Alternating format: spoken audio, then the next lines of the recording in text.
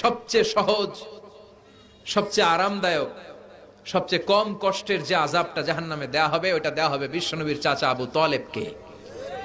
আজীবন বিশ্বনবীরে ভালোবেসেছে, বিশ্বনবীর প্রথম বিয়েটা নিজে পড়িয়েছে, পকেট থেকে টাকা দিয়ে মাহরানা আদায় করেছে, আজীবন বাবার মতো স্নেহ করেছে, কিন্তু কালেমা পড়ে নাই।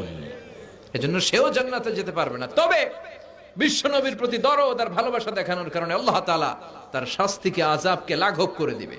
তার শাস্তিটা হবে জাহান্নামের সব শাস্তিপ্রাপ্ত আসামীদের সবচেয়ে কম কষ্টদায়ক শাস্তি। কি শাস্তি? ইউদাউ ফি আখমাসি কদামাইহি জামরাতান, তার পায়ের নিচে জাহান্নামের দুইটা জ্বলন্ত জুতা পরিয়ে দেয়া হবে।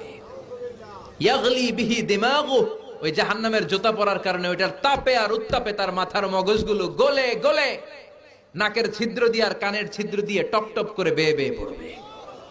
সবচাইতে সহজ শাস্তি। আল্লাহ এই কঠিন আযাব থেকে তুমি আমাদের বাঁচাও।